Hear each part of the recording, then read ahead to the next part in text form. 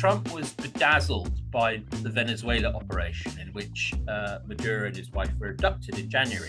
We are still dealing with a theocratic regime they are not amateurs. They have professionally established themselves within Iranian society. They are ruthless bastards. We know that. They killed 36, maybe more, thousand of their own civilians, of their own citizens in recent months. This is not the behaviour of a regime that's falling to pieces just yet.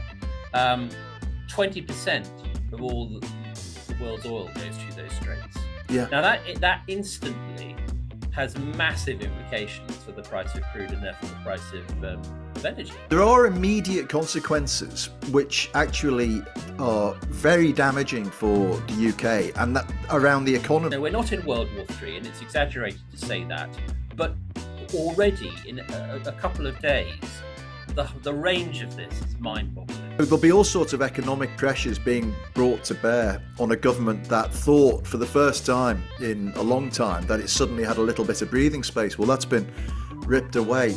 Again, the corruption is the point. Hello and happy Monday.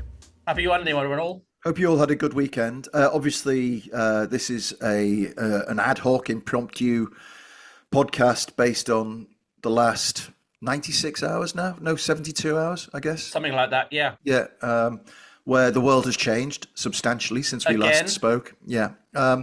Matt, do you want to give a little recap for anybody who has not been paying attention to what's happened? I mean, just in terms of what's happened so far, rather than passing any judgment on it, of which we'll get onto. I mean, Trump announced in a pre-recorded clip on Truth Social from Mar-a-Lago that he had authorized operations in Iran in conjunction with Israel. And he made it very clear that the objective was not just to take out what remains of the nuclear capacity of the Iranian regime, but regime change. And he in a very declarative fashion, stretched out a hand to the Iranian people and invited them to seize this opportunity once in a generation, he said, to rise up and to seize control of their future. What has then happened is an escalation of the crisis to the whole region. We already know today that an RAF base in Cyprus has been hit by an Iranian drone. Iranians have struck Qatar, UAE, Oman, Israel, of course, and so on. So it is already a regional conflict. And then I suppose what it's worth saying, we know at least 3 US servicemen have died. And in typical Trump fashion, he has given a series of very strange interviews, very short interviews to a variety of news media, including the Daily Mail and the Atlantic and so on, which we can go on and discuss. All of which, to be honest, Matt, give you an entirely contradictory impression of what his objectives, if he has any, are. Yeah. I suppose it's also worth mentioning as well that and again we can discuss this, the UK position has shifted already in the course of the weekend. Yes, it has dramatically. There's been obviously no end of kind of analysis and speculation as to what the hell is going on. And it all either begins or ends or somewhere in the middle with people saying, of course, nobody's got a bloody clue. Yes. However, there are certain strands emerging that lend a bit of credibility to what is a situation that doesn't really stand up to any rational analysis. I think that's why people are feeling a bit paralyzed, is because none of this really makes any sense on paper. Yeah, I agree. Now, one of the most convincing things I've read in the last couple of hours is coming out of Israeli journalists saying, excuse me, that the basis of the American plan was they anticipated a very short, sharp 4 or 5 days of action, decapitation of the Ayatollah, and Iran would rush back to the negotiating table, and much diminished and much humbled Iran. Now, obviously, if that was the plan, that's the stupidest plan I've ever heard in my life. But it does sort of make sense, doesn't it, that they could have thought that this is what would happen? Yes, I mean, what's interesting in these extraordinary interviews that Trump has given, which, by the way, this is a matter of good strategic practice. In no circumstances should he be doing. I mean, command and control is called that for a reason. You shouldn't be talking to journalists you like on your personal mobile phone in the middle of a campaign.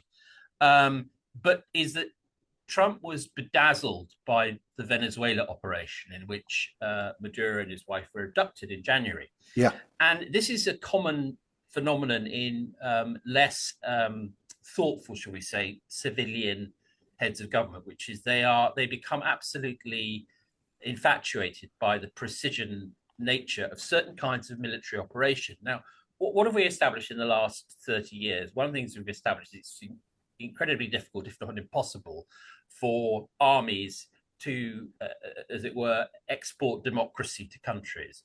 But as technology and intelligence methods have improved, the short, sharp operations, like the abduction of Maduro and like the strikes on Tehran, which killed, it would appear, 40 of the top Iranian leadership, including Ayatollah Khamenei,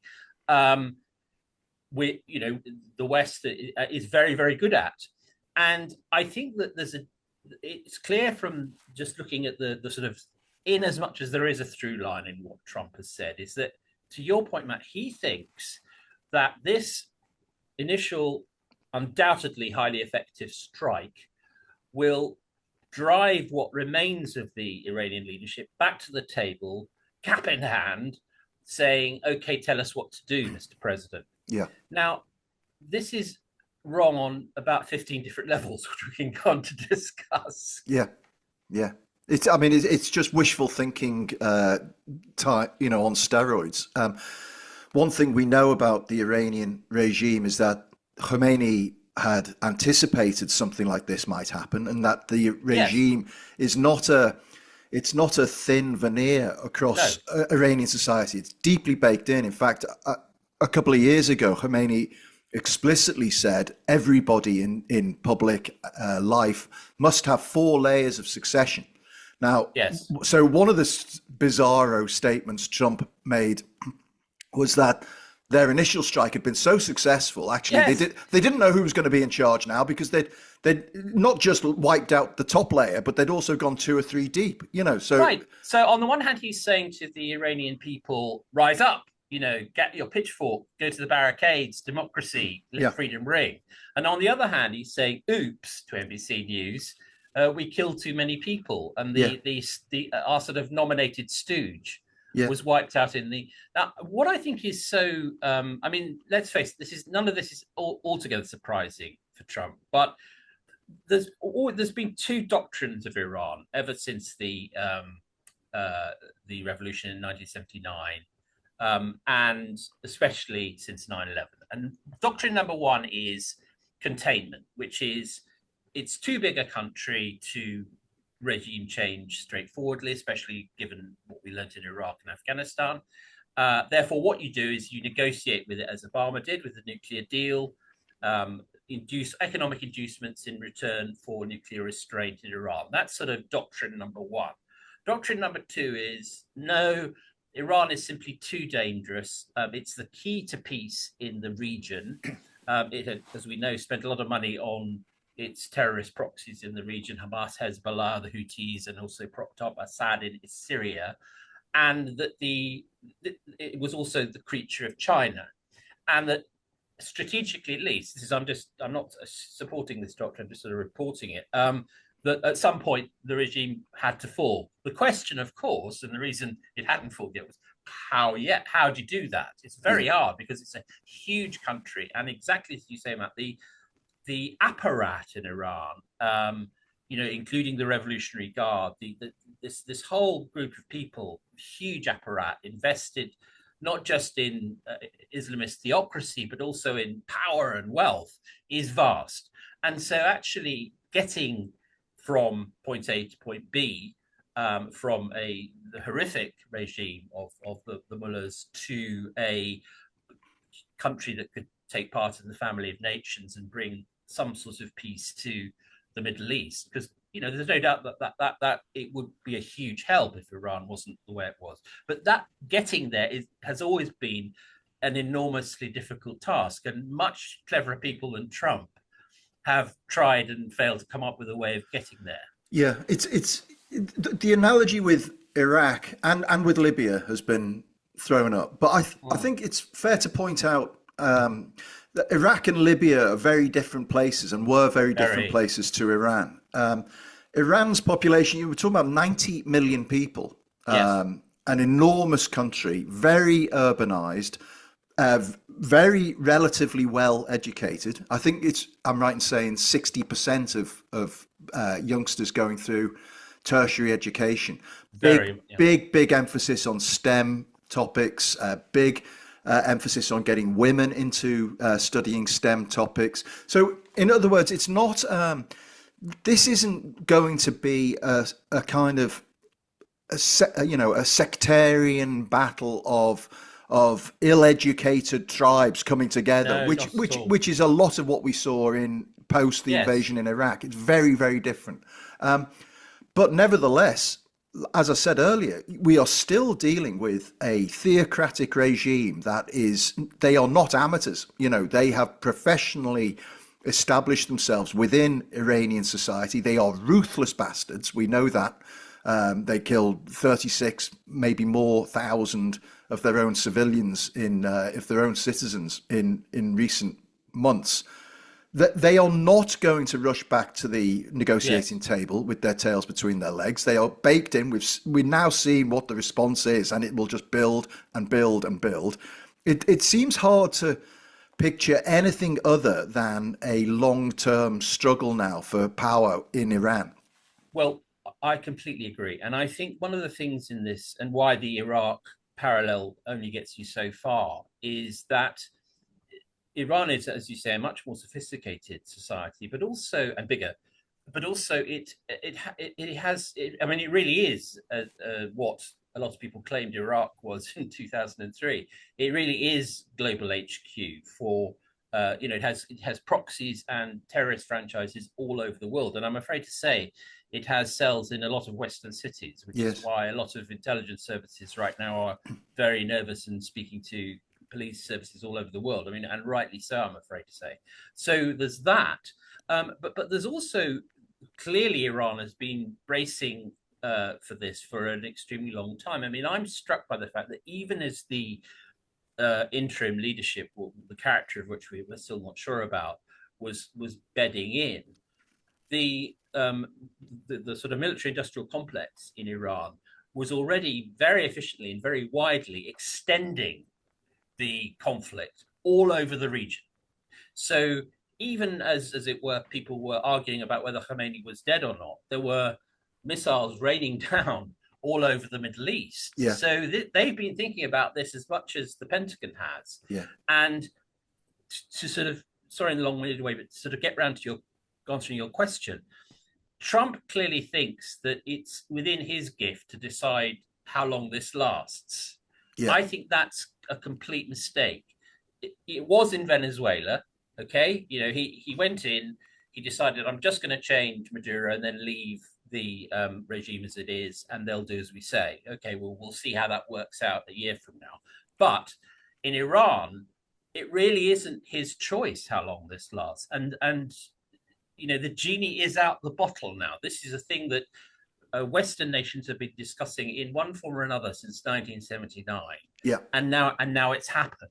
Yeah. And it's not just up to Trump whether this is over tomorrow or next week or 6 months from now. No. And one wonders, I mean, obviously, in any operation like this, what's this one called? Epic Fury or something? Epic Fury Sounds like a Mel Gibson bloody yes, a Mel Gibson film. 3-part sequel on some nutcase rampaging around Midwest America. Furious Australian in America, yeah. Yeah, but so Epic Fury, one would assume, and it's always dangerous to assume, but that they would have war gamed out all of these consequences and say, okay, the Strait of Hormuz, they'll block that immediately. Yes. cripple oil, energy prices. It'll have a massive knock-on effect in the stock markets. It will send inflation soaring globally. It'll ruin any chance of interest rate cuts in various Western democracies where that's a priority. They will throw bombs at Dubai. They will. It will present this huge evacuation crisis for all of these expats living in the UAE. It will de-da. They'll throw, they'll drag Britain in because they'll attack Cyprus. All of these consequences one would think had been thought through. And if they had, then obviously the answer is this is not a 3 to 4 to 5 day situation. Yes. This goes on for months and months and months at best. Well, I think that's exactly right, and it's a matter of public record. That is what a very large section of the Pentagon does and has done since the Second World War. And indeed, you have to look at the memoirs of people who've served in a military capacity, civilian or uniform, to Trump, to know that what happens is they tell him about these plans and he ignores them. Yeah. And of course, one of the things he's done in term 2, in contrast to term 1, is populate the senior ranks of the military, and indeed in the idiot Pete Hegseth, self-styled Secretary of War, with people who are sycophants. And the chairman of the Joint Chief of Staff is no longer the excellent Mark Milley, but a pro-Trump soldier called General Raising Cane. Very interestingly, last week, there were reports that even Raising Cane was saying to Trump, Mr. President, about Iran, you do know how difficult this is, don't you?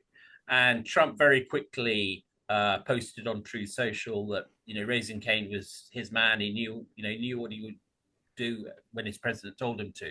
So even the sycophants are expressing concern, and rightly so, because the military aspect of this, leaving aside all the sort of, we haven't even mentioned the fact that international law hasn't even been an issue in this, are incredibly difficult. And I have to say, it's very hard to see a through line to anything like a sort of straightforward victory. I don't see it. I'd love to be proved wrong, but can we steel man a little bit Trump's position? Because let's look at all the reasons why this might be the right thing to do. And let's not forget also that it's been, the leaders of Canada, the leaders of Australia have come out and supported him in this. We'll talk about Keir Starmer after the break, right? But, much more. We'll save that. Much more model, as you put it, the hokey cokey being performed live on TV. But anyway, we'll deal with that later. But we have, and you flagged up an excellent article by David Frum in The Atlantic a couple of days ago. And this is where it gets really fascinating and three-dimensional, is what is going on in relation to what's happening domestically in the US. But let's just look at the position. Trump's sitting there. Iran is an existential threat to Israel, and it is an existential threat to peace in the world, right? Let's say that. And also, I would say a major stumbling block to a two-state solution in Palestine and Israel. Absolutely right. Absolutely right. With Iran off the table, Saudi and Israel would form an alliance, the condition of which would be a two-state solution. That's right. And Iran's stated position, the Ayatollah very recently said, okay, they'll negotiate with the Americans and they'll say that they won't build nuclear missiles and all of this business. But the Ayatollah said publicly, a state without deterrent weaponry is not a state. We need a deterrent. And the only thing he could possibly be alluding to was nuclear weaponry. So Trump's sitting there and he said, look, these are bad guys. They have been bad guys for 40 years. They've destabilized everything we're all trying to do to bring peace to the Middle East. They are massacring their own citizens. They deplore the United States, and they will at some point attack Israel, right? That's a logical and reasonable position for Trump to hold. Nothing else in the past has worked. We've talked and talked and talked. I don't know how this is going to play out, but let's kick it off. Let's kick off the process and play it by ear. And that seems to be where we are. To continue the steel man, the argument for action has always been, look at what happened when we ignored North Korea, and they did get a nuclear weapon. So there's that. And the second part is, again, this is the Steelman argument. October the 7th was the play of a Tehran led group of terror proxies to win regional dominance. And it failed. I mean, it had a terrible human cost, of course, but it also failed strategically, which is that Iran is now at its lowest ebb strategically and economically that it's been for a very long time. So the argument would go, if not now, when? Mm. And I'm sure a lot of people other than Trump have been toying with that argument because, if you leave Iran very long, it will start refining to a higher level of refinement of its uranium, and it will remuster its forces both internally and around the region. So that's the best case is, look, there are never perfect conditions. Yeah. Let's just go for it. Yeah, which defies, of course, and Radio 4 spent half of the morning. It reminded me of like a TfL parking ticket adjudication panel about whether, was I in the yellow box or not? It was kind of, it feels a little bit irrelevant now but obviously it is in defiance. This is, if you look at the United Nations, you go to Article 51, which is kind of vague in its language around the right of a nation to preemptively attack somebody. Yes. But it's clearly, it hasn't got any congressional approval, this action. It hasn't got any United Nations approval. He hasn't bothered. This is a one-man show, right? And that, by the way, is new. That's new. It is. I think for the first time in history, really, an offensive with this potential for widespread, not just regional, but global catastrophe has been taken by one man without any deference. Funnily enough, I just to your exact point, I asked ChatGPT this morning what wars of choice have worked. And it came up with Caesar's Gallic War, right? Right. That I was at least honest and proves your point. Yeah. I mean, this is look. People can always confect a defense in law, right? And the I think pretty ropey one here is it's a war of self-defense. But no one, particularly if, as we're told, the raids last June on the nuclear facilities in Iran were very successful, at least considerable extent. You can't argue that it represents an imminent threat. You just can't. Therefore, it's a war of choice. Yeah. Which is, it may be many things, but one thing it is it's not consistent with international law.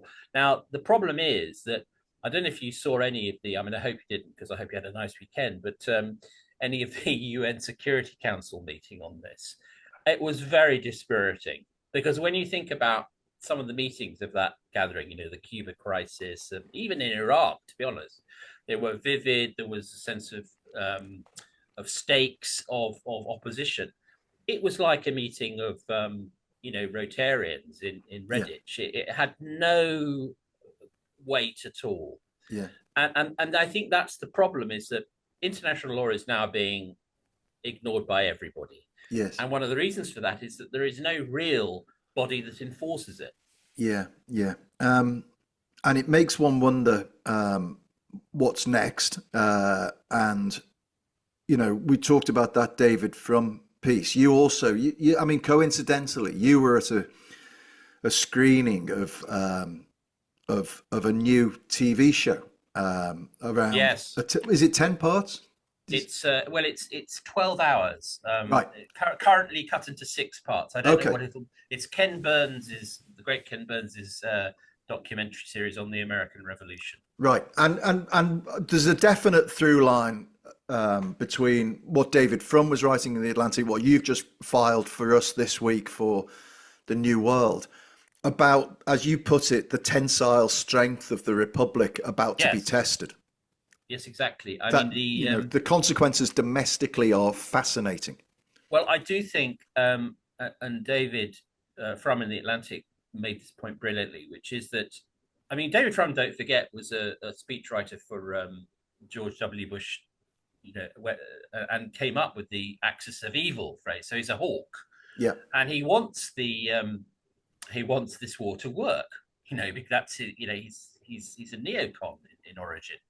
Um, but he's also, and I think correctly, very concerned that what's really going on here is at least on a continuum with Trump's domestic ambitions, which is that it suits Trump to be a wartime president, which is paradoxical given his promises not to start wars. But wartime governments are able to take extraordinary actions at home. That's one of the defining characteristics of a wartime government. And it is, I think, no accident that this is happening a little time before the midterms. We Yeah. have already heard Trump say that elections should be nationalized. Steve Bannon, he's still an unofficial advisor to him, saying that ICE agents should be put around polling stations. He's seizing ballots. He's still on about the 2020 election. And interestingly, in one of his screeds, I mean, this is insane, but he linked the 2020 election issue to Iran. I mean, where that comes from, God only knows. But it does tell you something what's going on inside his head. And obviously, at the moment, our eyes and our thoughts are predominantly turned to the region. But I also think that this has a sinister undertow about what's going on in America. Yeah, yeah, and Trump thinks we know this. Trump thinks of himself and his role as president in, he's constantly referring backwards to history, to the great presidents he sees, and I think he must be sitting there thinking, well, okay. Who's the only president in modern times who's the only president full stop that served 3 terms, right? Franklin Delano Roosevelt, right? Yes. Now, FDR served 3 terms before it was explicitly amended in the Constitution that could not happen. But it was still a precedent, set right. by the very first. Anyone who's seen the great musical Hamilton will know that it was Washington who said, I walk away so that we can continually renew the republic. FDR stayed in power for those terms because of international crises, the Great Depression, okay, at home, but a great financial global crisis, but also World War II. And so if you're Trump sitting there thinking, I need to confect an environment where there's a precedent, let's not say it's reasonable, but at least there's a sort of precedent, an argument where I say, no, these are emergency times and I must stay on for a third election, then here it is. And also, it's the only way to make any sense of how absolutely clearly he's going against public opinion. Yes. Because, he has many derangements, Trump, but he's always very aware of what the public are thinking. And the polls in America are unequivocal. Yeah. I mean, it's an absolutely solid 70 to 80% against action in Iran. There's no question about that. Now, that's very difficult to parse unless you assume that something very autocratic is on its way. Yeah, that's what I couldn't understand. And I said to you, Matt, I said, I just don't get it. If he's coming up to the midterms where he's likely to lose the House already, yeah, and it's quite possible he'll lose the Senate as well, right? And so why would you then go and antagonize the electorate doing something that for a fact they are not interested in? They've already had 3 dead US servicemen. There are F-15 fighter planes, several, it says this morning, falling out of the sky in Kuwait. Right. It's been either shot down, friendly fire, who knows? But still, there's no question that a lot of US service people will be injured and sadly killed in what's about to happen, besides any other huge death toll that'll take place. That's going to stink for him back home. Yes. So why would he do it unless there was a sort of ultra plan, beyond it? Well, I think ultra plan is an extremely good way of putting it, which is that, as it were, we've reached the point in the derangement of the Trump era, the long Trump era, goes back to 2016 or even 2015, where he is now actively courting popular hostility in order to impose emergency measures. Yeah. Now, it's a very difficult thing to get one's head around because it's so hostile to one's image of America, even under the most right-wing Republican presidents. Yeah. Very rarely, martial law has been declared a couple of times in the history of the Republic, but only in very local areas and during very specific circumstances. I do think that this leads somewhere very worrying. Yeah, Again, we're not in World War III, and it's exaggerated to say that, but already in a couple of days, the range of this is mind-boggling.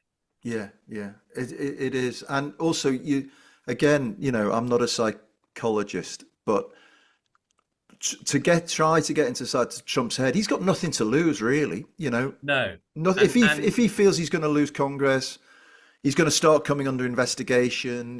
Things are just going to get mucky and messy for him, and he's out anyway. In 2 years. He is. So, although what that means is increasingly unclear, because I think Trump wants to found a dynasty. In fact, I yes, think he already has. I think that the corruption is the point. The sending of Donald Jr. and Eric and Ivanka and his son-in-law Jared everywhere is the point. yeah. And that's what all this is leading towards. Now, it doesn't mean it's going to happen, but I think it's worth seeing all this in the context of a republic being a republic at risk of turning into a dynastic empire. So, before we get into Keir Starmer's position, which has evolved 180 degrees within, a couple of days. And we can talk about why that might be, because it's not, these things are always sticky for people, aren't they? Especially when you're trapped in between wanting to appease Donald Trump and suck up to him and do the right thing. Always two very different choices these days. But there are immediate consequences which actually are very damaging for the UK and that around the economy. We've got Rachel Reeves about to do her spring statement, and tomorrow. And things were looking much rosier 48 hours ago than they are right now. And if we've got a government whose kind of story of comeback story, if you like, after a pretty lousy 18 months is, look, things are starting to tick up. Well, this could sink it below the waterhole, couldn't it? Water line. One data point that's very relevant to this is the Iran has basically choked off the Straits of Hormuz already. Again, very fast action. This is not the behavior of a regime that's falling to pieces just yet. 20% of all the world's oil goes through those straits. Yeah. Now that instantly has massive implications for the price of crude and therefore the price of energy. Yeah. Not to speak of the existing pressures because of the Ukraine war. So because all commerce, all economic issues are so energy dependent, we're already on day 3 or whatever this is, we're looking at significant consequences. Yeah, and we're seeing also, ancillary consequences around flights being cancelled, about people being stuck in hotels in Dubai. 300,000. Amazing. And so there'll be all sorts of economic pressures being brought to bear on a government that thought for the first time in a long time that it suddenly had a little bit of breathing space. Well, that's been ripped away. So what are the upsides for the government? Well, Keir Starmer has long traded on his reputation for being an international statesman, and he's played a great game in foreign affairs, according to most people, and I'd go along with. I think we've constantly said that. I'd go along with that. However, this one, and who knows, because he knows a lot more than we do about what's going on. One would hope, or maybe not that much more, though. To be fair. A little bit. But I was struck by. I drove through central London yesterday and down Whitehall and past Downing Street, and when I went past, there were, I don't know how many, maybe 10,000 people outside there, Iranians, and waving flags, lots and lots of Iranian flags, but also on some of those flagpoles, Israeli flags and US flags and UK flags, all on the same flagpole. And I wonder whether overnight Keir Starmer has thought, well, What's the upside for me in constantly telling Donald Trump, no, you can't use these UK bases? Maybe the best political play is for me to try to wheedle myself back in Trump's favor, but also to be seen as not immune to the potential change that might happen in the Middle East if all goes well. Do you think that's a play? It's a possible play. I mean, I think it's a nightmare for Starmer for all sorts of reasons. I mean, number one is that he, a cornerstone of his premiership has been that he is, as you've often said about the Trump whisperer, and Yeah, plainly he hasn't been the Trump whisperer in this. Second, he is to his fingertips, and one can't blame him for this. He's a lawyer. So this is abhorrent to him. And it's obvious that he and the Attorney General, Richard Turner, concluded, I mean, I think it's all but explicit, that the initial requests from the US for assistance from the UK on the raids was against international law. So his first recorded statement, Starmer's, was very clear. This isn't our fight. We're not involved. We hope that there'll be a negotiated settlement. And there was this rather terrible appearance by John Healey on the Laura Kuenssberg show yeah, yesterday on Sunday, where Healey just wouldn't say whether or not the British government thought the action was illegal, yeah, which I yeah. felt, as with Venezuela, made them look very weak because Well, also, I kind of feel that I cannot see the justification for the UK government not to tell its citizens whether its it, opinion on a third party action is legal or not. I yes, cannot see why that's justified. I mean, say something, say anything. Yeah, But there yeah, you have Zach Polanski saying it's totally illegal. That's yeah, the one position. Priti Patel, the shadow foreign secretary, saying we think it's great. yeah, That's another position. But in the middle, having the defense secretary saying it's not for us to say. Well, of yeah, course it is. And the British government, quite rightly, has never shied away from saying that Putin's operations in Ukraine are totally illegal. So yeah, this is a ridiculous halfway house. Then the plot thickened because Starmer issued a second video clip in which he said, "We've decided to assist with the defensive side of the operation." Okay, fine, but I think partly it's to do with delivery, partly it's to do with content. It looks as if he's simply being, he's a weather vane.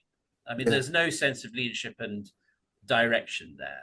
I felt yeah. it was rather tragic, actually. Well, I mean, I don't want to. You can't not personalize it because he is the prime minister, and Yes, the delivery of it. I thought. I mean, he's never obviously been the greatest orator, but I've never no, seen him looking quite so wooden, almost animatronic. It was kind of, yes, what have they done with the real Keir? yes, They've wheeled out this AI version who was making this, and you can see it's almost the worst of him because you can see the sort of legal wheels going around in his head, and he starts talking about defensive, not offensive, and people rightly saying, well, hold on a minute, what is the difference between is a pre-offensive strike then a defensive strike? Is yes, that what you're arguing?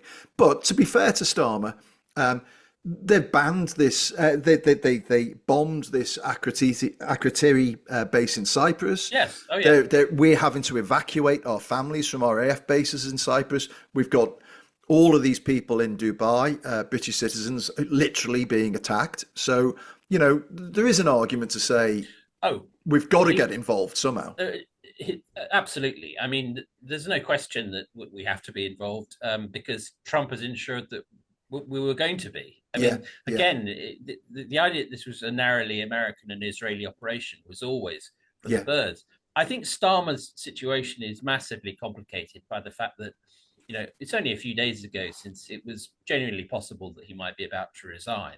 yes, And then the Gorton by-election, of course, has compounded his woes.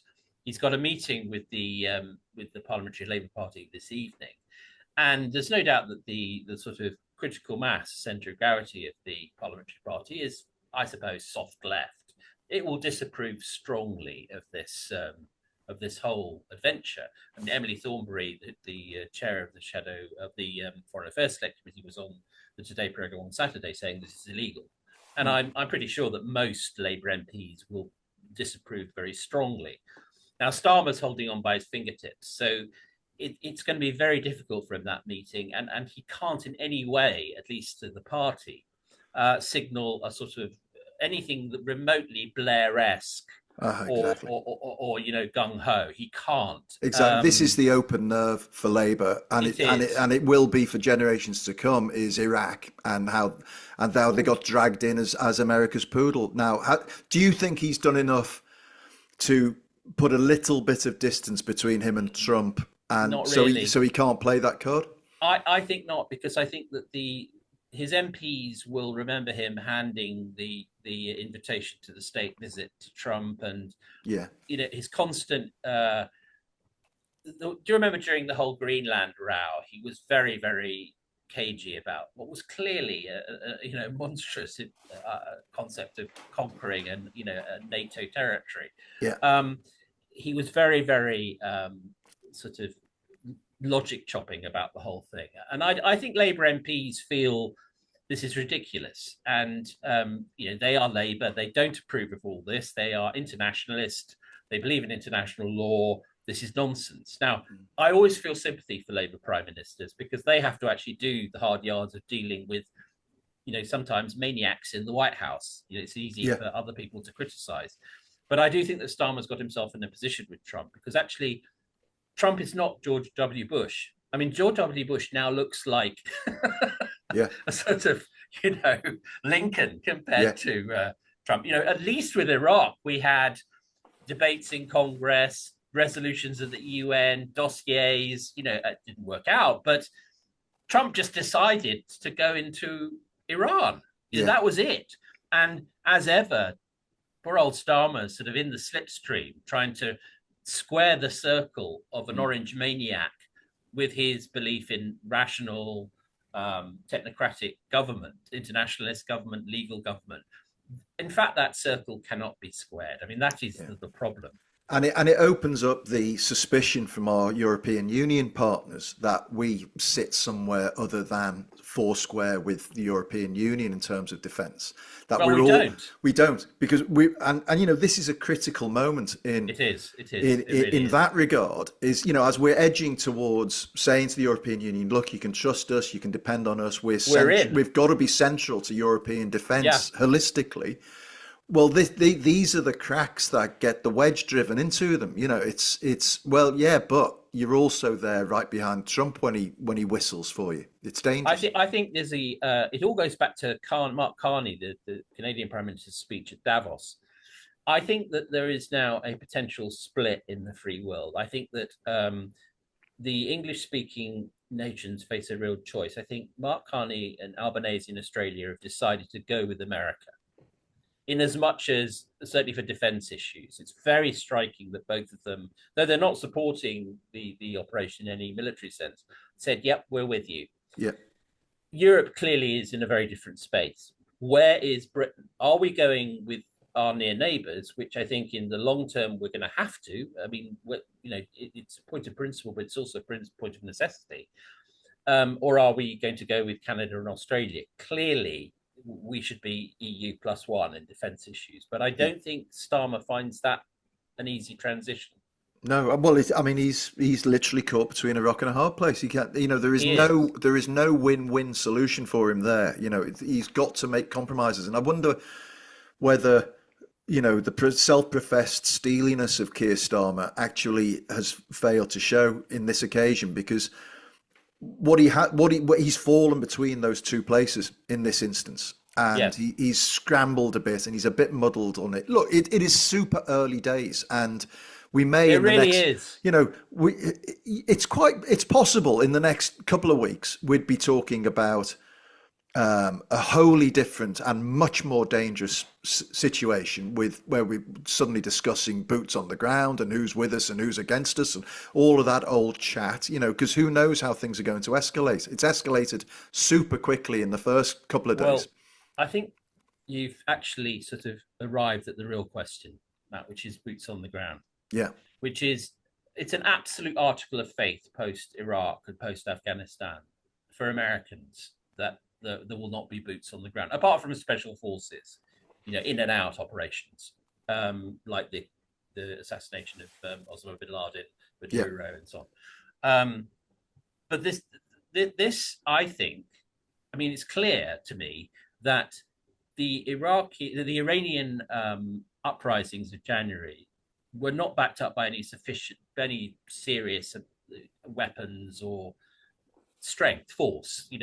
So, barring the Revolutionary Guard changing their minds and deciding to side with America, which I've always thought is a very, very big and unlikely step, there really isn't going to be much of a change in Iran, unless you literally get every single member of the leadership of the Yeah. apparat, which is thousands of people. Yeah. And at what point, if at all, do the allied nations, Israel, US, and others, say we're going to have to commit a small force? It always starts off as military advisors, Yeah. observers, and then it grows. I've always hated the word quagmire, which was used of Vietnam, and I think is too often used as a justification for never doing anything. But this war does have the feel of a potential quagmire to me. It really does, because I don't think Trump has the slightest conception of what he started. Not the slightest. Yeah. Yeah. And I do think it's possible that he knows that and doesn't care. And Yes. I do think it's entirely possible that he's thinking like a real estate developer who says, Yep. just buy the plot of land and then we'll work on the rest of it. Just get the land, This is a man who's gone bankrupt 6 times. Exactly. Yeah. And the bankruptcy laws in America are, part of the reason that America is such an entrepreneurial place, but they're also one of the reasons that there's a lot of wreckage in American capitalism, because bankrupts never pay the bills. And he is not the person who will pay. He personally is not the person who will pay for the consequences of this Yeah. action. And it cannot be said too often, the consequences of this action are already spread wide across the Middle East, Yeah. and it's barely begun. It's Yeah. barely begun.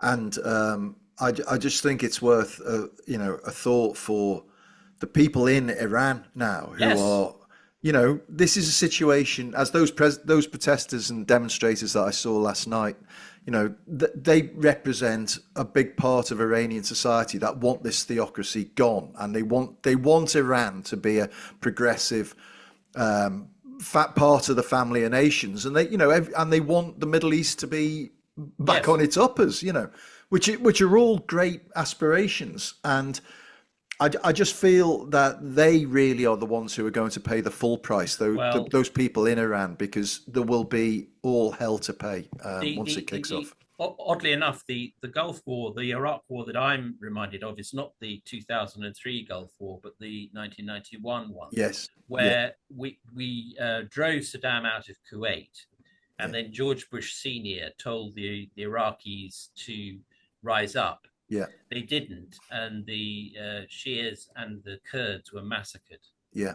And I really hope I'm wrong, Yeah. but that is the echo in my mind at the moment. Okay. Right. Well, an unfolding story. Stick with us, Certainly. folks. We're due to be back on Thursday Yep. at the Could latest. be It's before. quite possible if something huge happens, we'll be back before. But thank you for tuning in. We love doing this. It helps us get our thoughts It certainly straight. does. Yeah. And Tell I us hope what it you helps think. you. Yeah, do. Tell us what you think for the Q&A. Please do. Send in your questions to 2mats at tnepublishing.com. That's the number 2, MATTS. Not just questions. Tell us where you think we're missing a trick, getting it wrong, or even where we're getting it absolutely spot on. Subscribe to The New World. It pays the bills. It's a bloody good read. You get it through your door every Wednesday or Thursday. It will enhance your life, and it costs £1 for your first 10 weeks, I think, or a tenner. Can't argue with that. Yeah, I mean, look, we're Cheap giving as it away. chips. Cheap as chips. Cheaper than chips. Yeah, absolutely cheap. It is cheaper than chips, actually. Much cheaper than chips. Go to thenewworld.co.uk/2mats. That's the number 2, MATTS. Thank you as ever to our third Matt Withers, for producing the show. And until Thursday, Have a good week. have a great week.